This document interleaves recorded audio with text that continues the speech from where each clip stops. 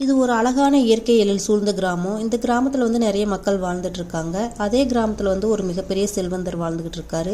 அவர்கிட்ட நிறைய பணம், பேரு, புகழ் எல்லாமே இருந்துமே வந்து அவர் ஒரு சந்தோஷமே இல்லாத வாழ்க்கையை வாழ்ந்துட்டு இருக்காரு.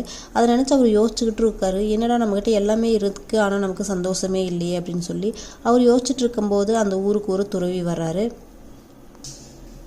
ஊர் மக்கள் எல்லாரும் அந்த துறவியை போய் பார்த்துட்டு பேசிட்டு அவர்கிட்ட ஆசீர்வாதமும் வாங்கிட்டு வர்றாரு.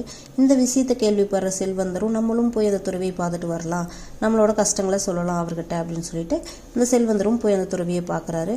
அவர் பார்த்துட்டு அவரோட கஷ்டத்தை சொல்கிறாரு. என்கிட்ட நிறைய பணம் எல்லாமே இருக்குது, ஆனால் என் மனசில் ஏதோ ஒரு கஷ்டம் இருந்துகிட்டே இருக்குது அப்படின்னு சொல்லி அந்த துறவிகிட்ட செல்வந்தர் சொல்கிறாரு. உடனே துறவி வந்து, சரிப்பா, நீ நாளைக்கு ஒரு 10 லட்ச ரூபா பணத்தை எடுத்துகிட்டு வா, உன்னோட பிரச்சனைக்கான தீர்வை நான் சொல்கிறேன் அப்படின்னு சொல்லி சொல்கிறாரு.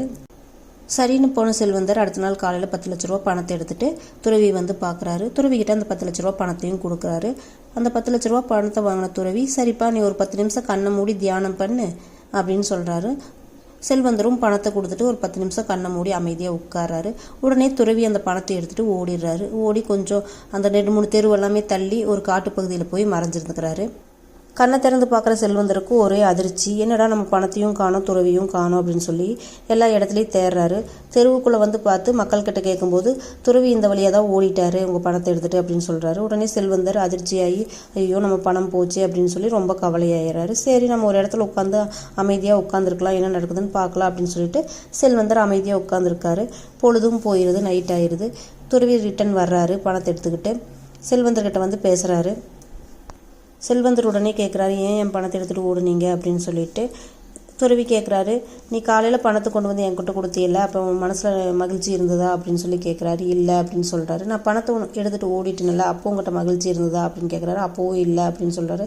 அப்போ உனக்கு எப்போ தான் மகிழ்ச்சி கிடைக்கும்? உங்கள்கிட்ட பணம் இருந்தாலும் மகிழ்ச்சி இல்லைன்னு சொல்கிறேன், இல்லைனாலும் மகிழ்ச்சி இல்லைன்னு சொல்கிறேன், உன்னோட மகிழ்ச்சி எதில் தான் இருக்குது அப்படின்னு சொல்லி செல்வந்தர்கிட்ட துறவி கேட்குறாரு.